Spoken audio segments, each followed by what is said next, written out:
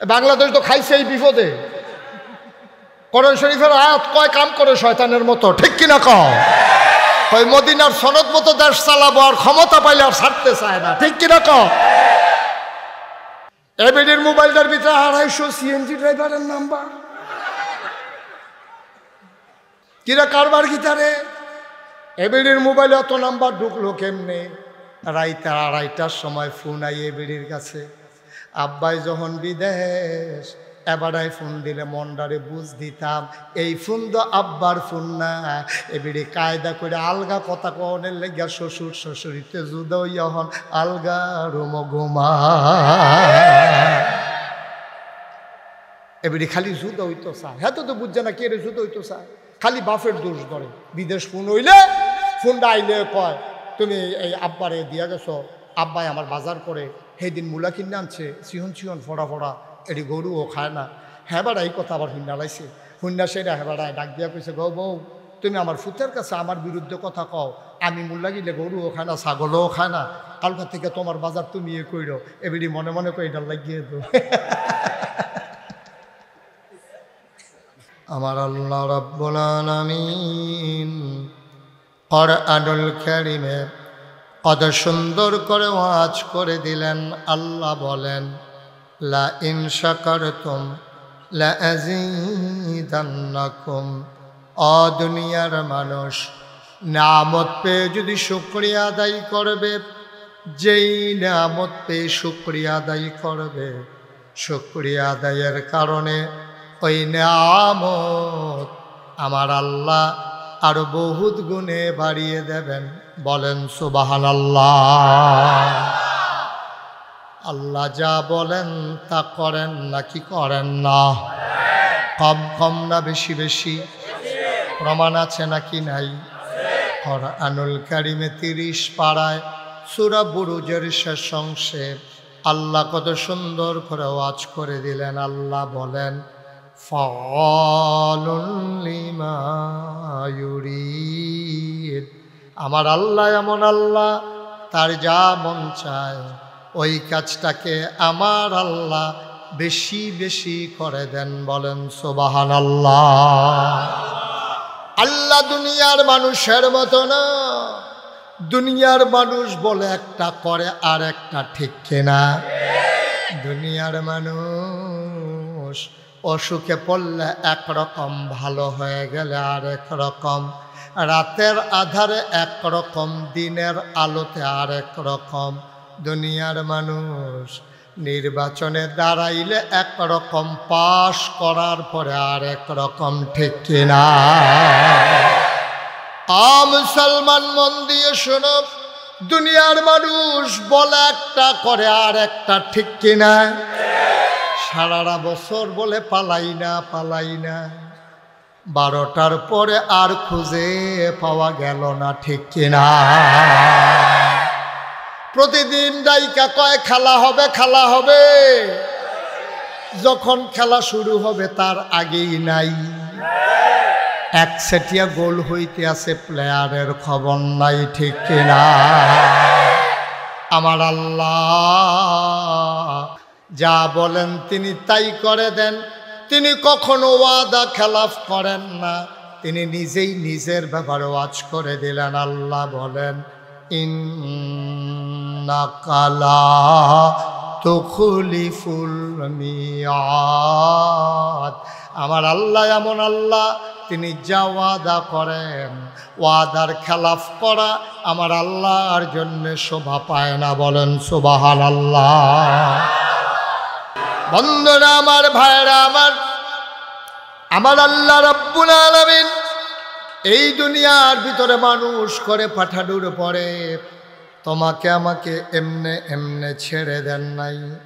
কোন পথে গেলে জান্নাত, কোন পথে গেলে জাহান্নাম। গুনাহ নাই, গুনাহ হওয়ার সম্ভাবনাও নাই। এমন একদল মানুষকে আমার আল্লাহ আমাদের জন্য নবী এবং রাসূল করে পাঠাইছে। বলো সুবহানাল্লাহ।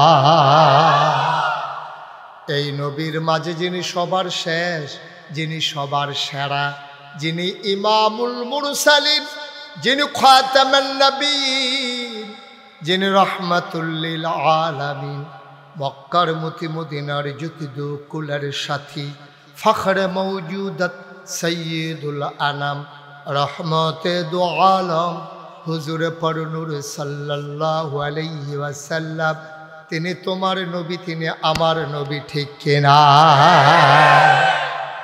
এই নবীজি ১,৫০০ বছর আগে দুনিয়াতে এসে মানুষগুলোকে দিনের পথে ডাকলেন, অন্ধকার থেকে নিয়ে আসলেন আলোতে, গোমরাহি থেকে নিয়ে আসলেন হেদায়েতে, কুফর থেকে মানুষগুলোকে নিয়ে আসলেন ইসলামে। মানুষগুলো হয়ে গেল দুই ভাগ, একদল আল্লাহওয়ালা আর একদল শয়তানওয়ালা, একদল জান্নাতি আর একদল জাহান্নামী, একদল ফেরেশতার চাইতে উত্তম আর একদল জানোয়ারের চাইতে খারাপ, ঠিক কিনা? মানুষ দুই ভাগ। বসে পড়ুন, পেছনে দাঁড়িয়ে আছেন, বসেন। আপনারা দেখছে মানুষ, অনেক দেখছে, অনেকক্ষণ দেখছে। হ্যাঁ, দেখার এই রমজান আমরা চেয়ারম্যান সবেও করি থাকলো, তোমরা যেমনি দেখানোর লেগে খেলে দিছ বলা। হ্যাঁ হ্যাঁ, যেখানে বইয়ে থাকেন সিফা দিয়ে। হ্যাঁ, আমিন কম, জোরে কম, দয়া করে শুধু একটু সুযোগ দেন, কথা বললেন না, আর আল্লাহর কাছে দোয়া করতে থাকেন। আল্লাহ যেন আমার মুখ দিয়ে সেই কথাগুলো বের করে দেন যেগুলো আমার জন্য দরকার এবং আপনাদের জন্য দরকার। সবাই পড়ে না আমিন। পরস্পর কথা বললেন না, এদিক সেদিক তাকাইয়েন না, শুধু আমার দিকে তাকাই থাকবেন। না করছিলাম তোমার কথা, তো শুনো না ভাই, কথা শুনতে হবে তো। এই 12টা মাস আমার ইউটিউবের ভিতরে চা, আমার জন্য ভিতরে চাউন লাল লাগে, বাড়িয়ে আইছি তো ভিতরে যদি সোয়াইয়া থাকো তো আর বাড়িতাম দিতে, ভিতরে থাকতাম, এটাই ভালো আছে, বুঝলাম না কিছু। আমিন কন, জোরে কন।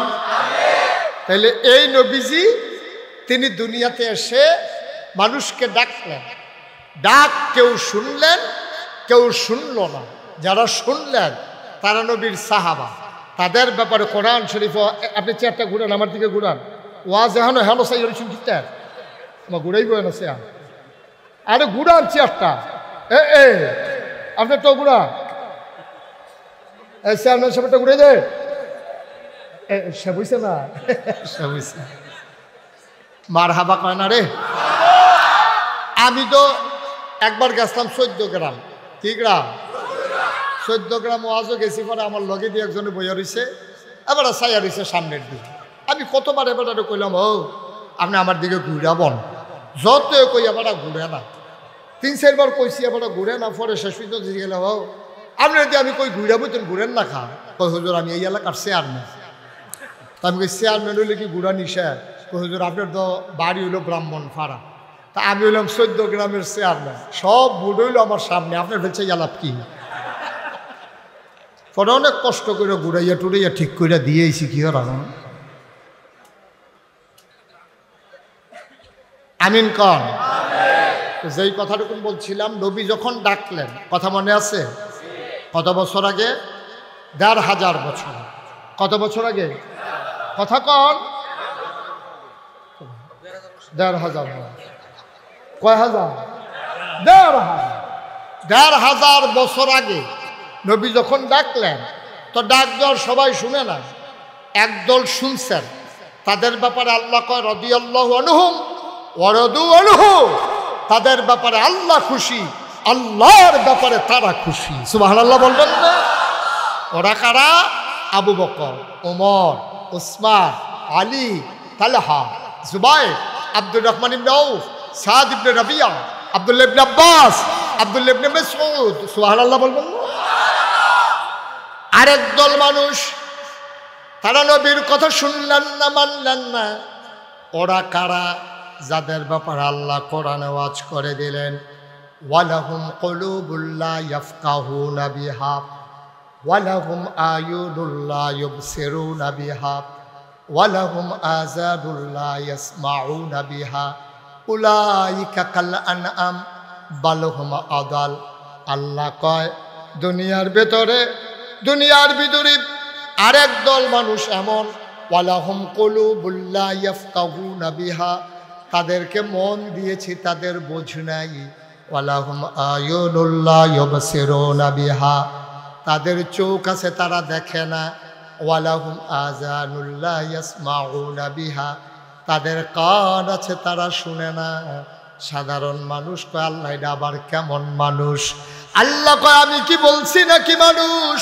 উলাইকা কাল আনআম, ওরা হলো চতুষ্পদ জানোয়ারের মতো। আল্লাহ কয় দাঁড়ে না, বালহুম আদাল, এটা জানোয়ারের চাইতে আরো নিকৃষ্ট, ঠিক কিনা? ওরা কারা? আবু জাহেল, আবু লাহাব, উতবা, শাইবা, মুগীরা, ওই কাফেরের দল। ওরা জানোয়ারের চাইতে নিকৃষ্ট। এটাকে মুশতাক ফয়েজির কথা না, আল্লাহর কথা। আমরা জান্নাতি, ঠিক কিনা? আমরা আল্লাহওয়ালা, ঠিক কিনা? আমরা ফেরেশতার চাইতে উত্তম, ঠিক কিনা? বাংলাদেশ তো খাইছে এই বিপদে। কোরআন শরীফের আয়াত কয় কাম করে শয়তানের মতো, ঠিক কিনা?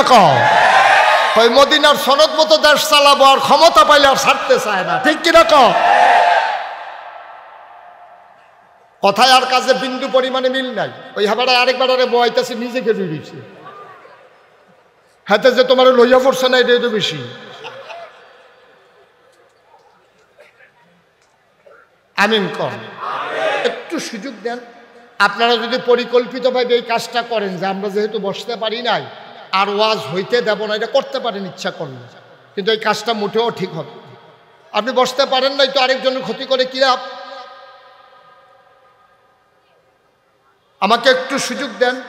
আপনারা কথা বললেন না, যেমনি আছেন এমনি থাকেন। কি করবেন ভাই? লোক আইসা পড়ছে বেশি, সময়টা ভালো দিক কেন? আর না হলে তো আপনারা বিচারেও পাওয়া গেছে না, এরকম দিন গেছে। সেটি তো আমি বুঝছি তো সব শব্দ কখনো জানা, তারপরে আমি আবার কইয়াও লাগে। আমিন কন, জোরে কন, আরো জোরে।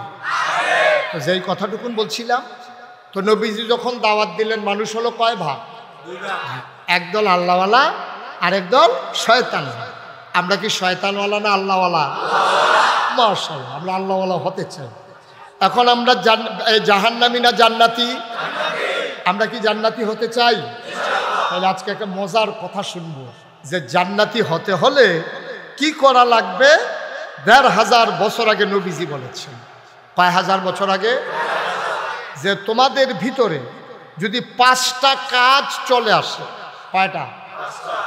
আমরা যদি 5টা কাজ করি, ১৫০০ বছর আগে নবী বলছেন যে তোমাদের ভিতরে যদি 5টা কাজ জেকে বসে, অথবা 5টা কাজের ভিতরে তোমরা লিপ্ত হয়ে যাও, আমি খুব ভয় পাচ্ছি, আমি আশঙ্কা করছি তোমরা ধ্বংস হয়ে যাবে, জান্নাতের কাছেও যাইতে পারবা না।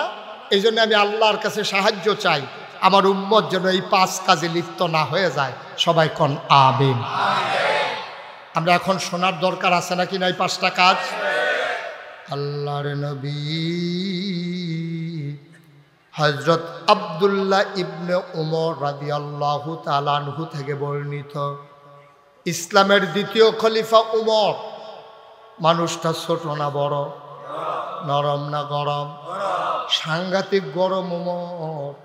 মক্কার এমন কোনো কাফের নাই যেই কাফের অবস্থায় উমরের হাতের মাইর খায় নাই। বলো সুবহানাল্লাহ। আহা, কথা তো একটা মনে পড়ে গেছে, কইলাম উমর যে কি গরম। যেই বছর উমর ইসলাম গ্রহণ করলো, খুব খেয়াল করে শুনে ভাই, দাঁড়াইও শোনা যায়, বিরক্ত করেন না, একটু শুনেন, মজা পাবেন, আনন্দ পাবেন। এবং দ্বীনের নসিহা নিয়া বাড়িতে গেলে ওই অনুযায়ী আমল করলে সবাই দেখবে আপনার মাটির কবর।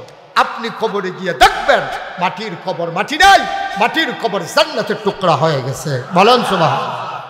একটু সুযোগ দেন, আমিন বলেন, জোরে বলেন। আব্দুল্লাহ ইবনে উমর থেকে বর্ণিত, ওমরের ছেলের নাম হইল আব্দুল্লাহ। বাপ কাছ বেটা, বাপও যেমন ছেলেও তেমন। এই হাদিসে যাওয়ার আগে বাবার কথাও শুনবো, ছেলের কথাও শুনবো, দরকার আছে নাকি না? এই উমর তিনি যেই দিন ইসলাম গ্রহণ করলেন, লম্বা ঘটনা বলা আমার উদ্দেশ্য না। আল্লাহ যারে হেদায়েত দেয় কেমন করে কয় দেখেন, অনেক সময় দেখবেন বাড়িওয়ালা জাহান্নামে চলে গেছে, বসুইরা কামলা জান্নাতে চলে গেছে।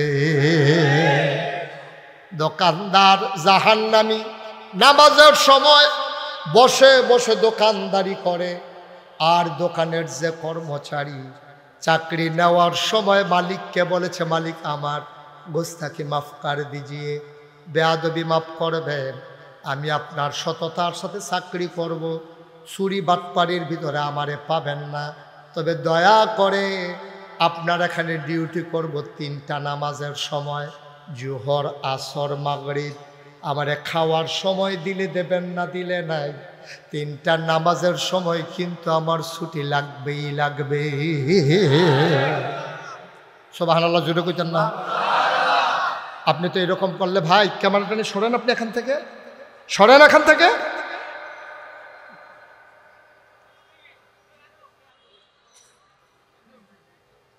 বন্ধুরা আমার, ভাইরা আমার, আজান শোনার পরে দোকানের মালিক বসে বসে দোকানদারি করে। ওই দোকানদার মালিকের সামনে দিয়া কর্মচারী কয় টাকা বেতন পায়, মানুষটা টুপি মাথায় দিয়া নামাজ পড়তে যায়, দোকানদারের নামাজ নসিব হইল না, কর্মচারীর জীবনে নামাজ ছুটল না। বলো সুবহানাল্লাহ। হযরত ওমর কেমনে জান্নাত নসিব হয়ে দেখেন। উনি দরজায় গিয়ে দাঁড়ালেন। নবীর জীবনের প্রথম মাদ্রাসা দারুল আরকাম। আমি আসার আগে ইকরা মডেল মাদ্রাসা একটু বসে এসেছি। আমার এই দরবারের, নাগাইশ দরবারের যিনি দাউদকান্দির প্রতিনিধি, মাজলিসে শোরা দরবার পরিচালনার অন্যতম সদস্য, এই মাদ্রাসার যিনি পরিচালক মাওলানা মাসুম, ওনার ভাই ওখানে মুহতামিম, সে মাদ্রাসা আমি একটু বসে এসেছি। আর এই নবীর জীবনের প্রথম মাদ্রাসার নাম হইল দারুল আরকাম, আরকামের ঘর। নবীর এক সাহাবা ছিলেন আরকাম নাম, ওনার ঘরটারে নবীজি মাদ্রাসা বানাই ফেলছে। যে ইসলাম গ্রহণ করত তারে ডেকে বলতো, তুমি তোমার ভিতর কোনটা ভাল লাগে? কই যে ইয়া রাসূলুল্লাহ, আমি একবার যেই কথাটা শুনি এটা সারা জীবন আমার মনে থাকে। নবীজি ডাইকা বলতেন, যাও, তোমার দায়িত্ব হলো তুমি কোরআন মুখস্থ রেখে দেবা। সুবহানাল্লাহ কয় না? কই তোমার কি ভাল লাগে? কই ইয়া রাসূলুল্লাহ, আমি মারামারিতে এক্সপার্ট, আমার হাতের মায়ের অনেক ফলাফাইন্ডে লগের তারা খাইছে। কয় ঠিক আছে, তোমার দায়িত্ব দেওয়া হলো তরবারি পরিচালনা করবা, আর আজাগায় কুজাগায় মারামারির দরকার নাই, কাফের বেদিনের সামনে তুমি যুদ্ধ করবা। তোমার কোন জিনিসটায় পারদর্শী? ইয়া রাসূলুল্লাহ, আমার হাতের লেখা বড় সুন্দর। নবী বলে দিলেন, তুমি কাতিবে ওয়াহী, তুমি ওয়াহী নাজিল হলে লিখে ফেলবা পাথরের গায়ে, চামড়ার গায়ে, গাছের ছালে, এটাই তোমার দায়িত্ব। নবীজি দারুল আরকাম জীবনের প্রথম মাদ্রাসার ভিতরে বসে বসে সবাইকে নিয়ে আলোচনা করতেছেন। হঠাৎ করে দরজায় নক হলো, আওয়াজ হলো। নবীজি একজনকে বললেন, দেখো কে দরজায় দাঁড়িয়ে আছে। সাহাবা দেখে ঘাম চলে আসছে কপালে। নবীর ভীত কণ্ঠে ডাক দেয়া কয়, নবী গো, সর্বনাশ হয়ে গেছে। মক্কার বীর পুরুষ কাফেরদের নেতা ওমর দাঁড়িয়ে আছে দরজায়, হাতের ভেতরে নাঙ্গা তরবারি, খোলা তরবারি। বলেন নাউজুবিল্লাহ। হাতের ভিতরে কি? একটু জোরে কইেন, আপনি কে বাইতো কেমনে কথা কটা আওয়াজ করে কই, কি তরবারি? আমরা চেয়ারম্যান সাহেবের মতো কই না, কি তরবারি? খোলা তরবারি নিয়ে ওমর দাঁড়াই রয়েছে দরজায়। আর ভেতরে যারা আছে, কারো হাতে কোনো লাঠি নাই, সোটা নাই, দাও নাই, বল্লম নাই, অস্ত্র নাই। নবীজিরা এসে সর্বনাশ হয়েছে। মক্কার বীর পুরুষ ও কাজের মেলায় বারবার যে মানুষটা শ্রেষ্ঠ যোদ্ধা হয়েছে, এই মানুষটা খোলা তরবারি নিয়ে দরজায় দাঁড়িয়েছে, করবো কি? আল্লাহর নবী চুপ মেরে গেলেন। কপালে চামড়ার ভাঁজ পড়ে গেল, গালগুলো হয়ে গেল লাল, চোখ দুইটা বড় বড়। তিনি পেরেশান হয়ে গেলেন। তিনি চিন্তা করতেছিলেন এখন কি করা যায়। ওই বৈঠকের ভেতরে ছিলেন নবীর চাচা আমির হামজা, সুবহানাল্লাহ কয় না। আর এক বীর পুরুষ আমির হামজা ঘরের ভিতরে বসা ছিলেন। তিনি আস্তে করে দাঁড়ালেন, ভাতিজারে ডাক দেয়া কই, ইয়া রাসূলুল্লাহ, ইয়া হাবিবাল্লাহ, আপনি যদি অনুমতি দেন দরজাটা আমি খুলে দিতে চাই। আর জোরে কোন সুবহানাল্লাহ। কোন জায়গায় সুবহানাল্লাহ কোন লাগবে আন্তাজ আছে না? তো ডিব্বা যেমন বইয়া রইছেন কিনতে নেয় না, বুতাম টুতাম লাগাইয়া বইয়া রইছেন। শার্টের বুতাম এনে লাগাইবেন, মুহের বুতাম লাগাইছেন কিনতেন আপনি না। আমিন কর, বলেন সুবহানাল্লাহ। এখন আমির হামজা কয় ভাতিজা, ভাতিজা কয় না, দেখছেন ইসলামের আদবটা দেখেন, ভাতিজা আপন ভাইয়ের কোন ভাতিজা কই, ইয়া রাসূলুল্লাহ, সুবহানাল্লাহ বলবেন না? ইয়া হাবিবাল্লাহ, আপনি অনুমতি দিলে দরজাটা খুলে দেয়। আল্লাহর নবী চুপ মেরে গেলেন, টপ টপ করে চোখের পানি পড়তেছে। আমির হামজা চাচা ডাক দেয়া কয়, ইয়া রাসূলুল্লাহ, কাঁদেন কেন?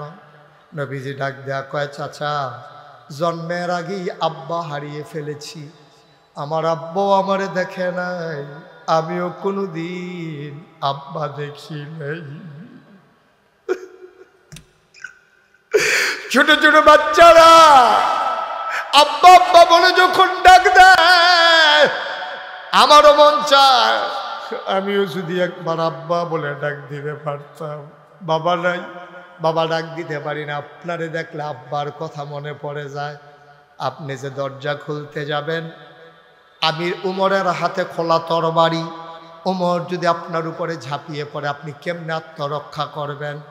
আমির হামজা ডাক দেয়া কয়, নবী গো, অনবী, আপনি শুধু অনুমতি দেন আর দোয়া করে দেন। কেন জানি আমার মনটায় সাক্ষী দিছে আমার তরবারি লাগবে না।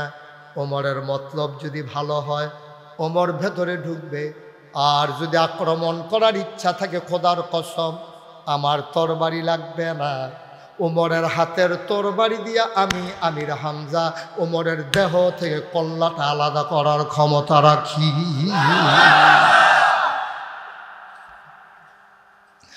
আল্লাহর নবী বললেন, দরজা খুলে দেন।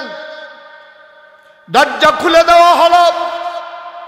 আবার উমর আমির হামজার সামনে দাঁড়িয়ে আছেন, আমির হামজা দরজার মাঝে দাঁড়িয়ে আছেন। ওমর ঢুকতে গেলে আমির হামজা সরা লাগবে, নাইলে ঢুকতে পারবে না।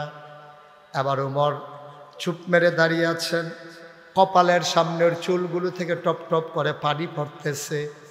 আমির হামজা পরবর্তীতে কয়, আমি ওনার চেহারার দিকে তাকাইলাম, আমি কুফুরির কোনো ছাপ দেখতে পাই নাই। উনি যে কাফের চেহারা দেখে আমার মনে হয় নাই। আর চুলগুলো থেকে যে পানি পড়তেছিল আমার মনে হচ্ছিল উমরের জীবনের সবগুলা গোনা যেন পানি হয়ে টপ টপ করে পড়তেছে।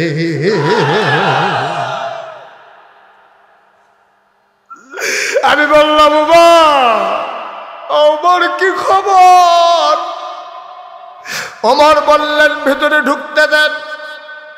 আমির হামজা পাশ গেছে দাঁড়ালেন। আবার হযরত ওমর ভিতরে ঢুকলেন, মাথাটা নিচু করে নবীর সামনে এসে চুপ মেরে দাঁড়িয়ে রইলেন।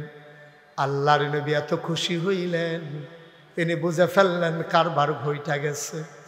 তার গায়ের ভিতরে একটা চাদর ছিল, চাদরটাকে সাথে সাথে বিছাই দিলেন ওমরের বসার জন্যে।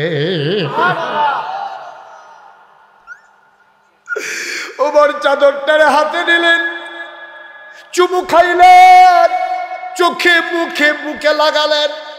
নবীর গায়ে আস্তে করে চাদরটা পরাই দিয়া কয়, ইয়া রাসূলুল্লাহ, ওমর হয়তো মুসলমান এখনো হয় নাই, কিন্তু ওমর এত বড় বেয়াদব না যে দুজাহানের বাদশা নবীর গায়ের চাদরে বসবে। ওমর এত বড় বেয়াদব না। আল্লাহর নবী বসে বললেন। ওমর নামাজের মতো করে হাঁটু ভেঙ্গে মাথাটা নিচু করে নবীর সামনে বসে বললেন। নিজের খোলা তরবারিটা নবীর কদম মুবারকের উপরে নিয়ে রাখলেন। আল্লাহর নবী ডাক দেখো, ওমর, ওমর, গত রাত্রে আমি একটু দোয়া করেছিলাম দুইজন মানুষের জন্যে। একজন হইল ওমর বিন খাত্তাব, আরেকজন হইল আবু জেহেল আমর। এই দুইজনের ভিতরে দুইজনই কাফের।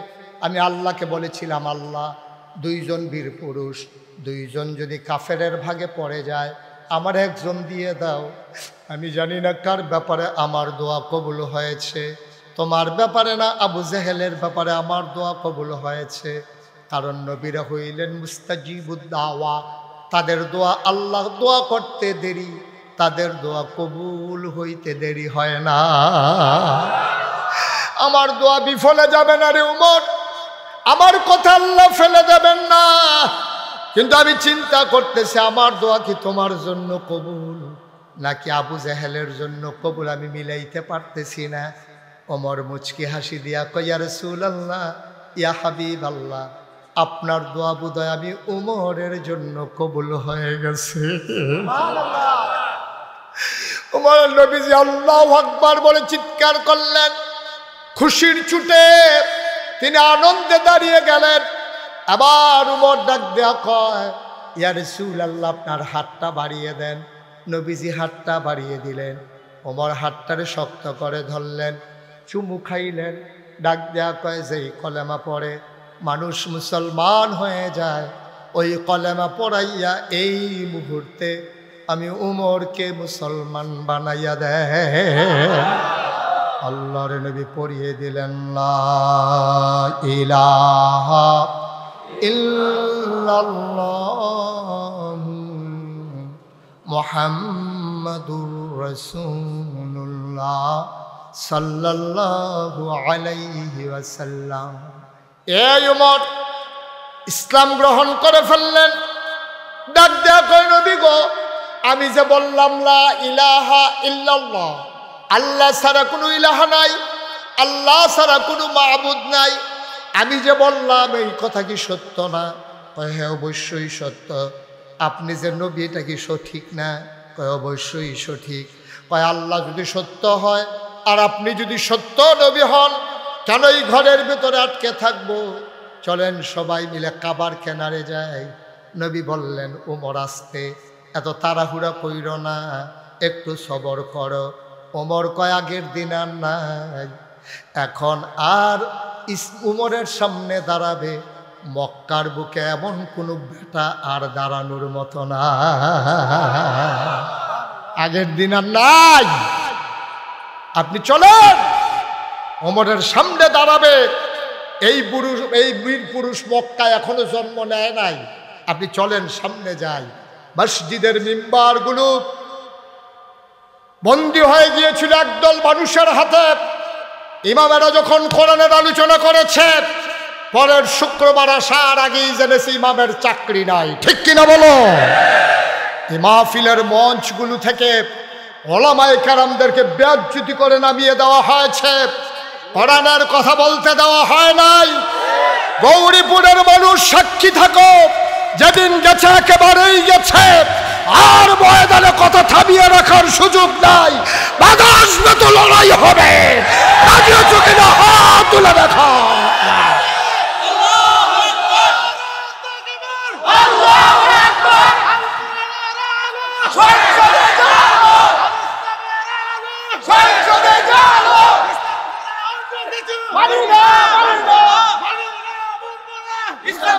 সবাই পড়ে না আমিন, জোরে পড়ে না আমিন।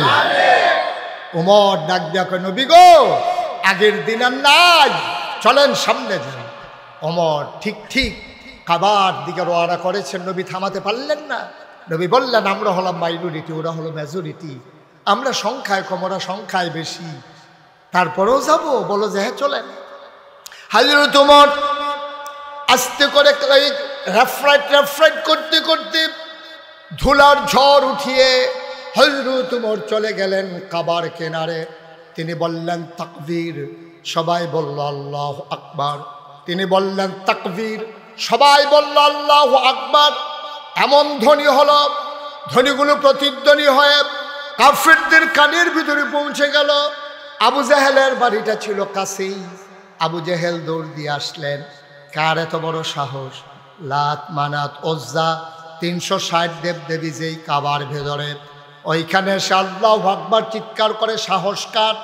আবু জেহেল এমন জুড়ে একটা দৌড় মারছে, দৌড় মেরে কাবার দিকে যখন নজর পড়ছে, তাকাইয়া দেখে হযরত ওমর দাঁড়িয়ে আছে, চোখ তার বড় বড়, কপালে মুক্তার দানার মতো ঘাম জমে আছে, খোলা তরবারি নিয়ে দাঁড়িয়ে আছে। আবু জেহেল যখন দেখছে ওমর দাঁড়াই রইছে, এমন হার্ট ব্রেক করছে, টায়ার ফোড়া গন্ধ ছুটে গেছে। যখন দেখছে যে ওমর দাঁড়িয়ে আছে, দৌড় দিয়ে গেছে, এমন ভাবে থামছে, একটা হার্ট ব্রেক, জাগাত ব্রেক ধরছে, কেরকিরি দিয়ে উঠছে। ওমর কাইও না, সামনে আসো, কয় তরবারিটা এটার লাগিয়া না গইতাম পারতাছি না। কয় যখন আসতেই মন চায় মায়ের কাছে বইলে আসো। 3টা কথা বলছো ওমর। কয়টা? যদি আসতে মন চায় মায়ের কাছে বলে আসো, তোমার মা আর সন্তান দেখবে না, তোমার বিবির কাছে বলে আসো সাদা শাড়ি যেন পরে ফেলে, আর বাচ্চাদেরকে বলে এসো আব্বা ডাকলে যেন ডেকে ফেলে, তুমি উমরের হাত থেকে আর ঘরে ফিরে যাবা না। বেড়াই দেখতে সারে, আমরা তো বাঘের গড় হইছি সব হিয়ালের ছাও। আম্মা আপনি করছেন কি? এবিডির মোবাইলটার ভিতরে 250 সিএনজি ড্রাইভারের নাম্বার। কিরা কারবার গিটারে এবিডির মোবাইলে অত নাম্বার ঢুকলো কেমনে? রাইতে 2:30টার সময় ফোন আই এবিডির কাছে, আব্বাই যখন বিদেশ, এবারাই ফোন দিলে মন্ডারে বুঝ দিতাম এই ফোন তো আব্বার ফোন না। এবিডি কায়দা করে আলগা কথা কনের লেগা শ্বশুর শ্বশুরিতে জুদা হইয়া হন আলগা রুম ঘুমা। এবিডি খালি জুদা হইতো চায়, হ্যাঁ তো বুঝছে না কে রে জুদা হইতো চায়, খালি বাপের দোষ করে। বিদেশ ফোন হইলে ফোনটা আইলে কয় তুমি এই আব্বারে দিয়া গেছো, আব্বাই আমার বাজার করে সেদিন মূলা কিনে আনছে, চিহন চিহন ফোড়া ফোড়া, এটি গরুও খায় না। হ্যাঁ বাড়া এই কথা আবার হুন্ডা লাইছে, হুন্ডা সেটা হ্যাঁ বাড়ায় ডাক দিয়া কইছে, গো বউ তুমি আমার ফুতের কাছে আমার বিরুদ্ধে কথা কও, আমি মূল্যা গিলে গরুও খায় না, ছাগলও খায় না, কালকা থেকে তোমার বাজার তুমি এ কইরো। এবিডি মনে মনে কই এটা লাগিয়ে দো, এইটার লাগিয়ে তো মাশাআল্লাহ। হ্যাঁ কেন? এবিডি এখন বেজান না খুশি, এবিডি জুদা হইয়া খুশি, কারণ এখন এবিডি ইচ্ছা করে বাজারও যাইতে পারবো মূলার নাম দিয়া, এবিডি এখন বাজারও যাইতে পারবো কাঁচা মরিচের নাম দিয়া। এতদিন হৌর দিয়ে বাজার করাইছে, এবিডি হনা যাইরা হইছে বাজাইরা। আব্বা দেশটা কি দেশ রইছে নি?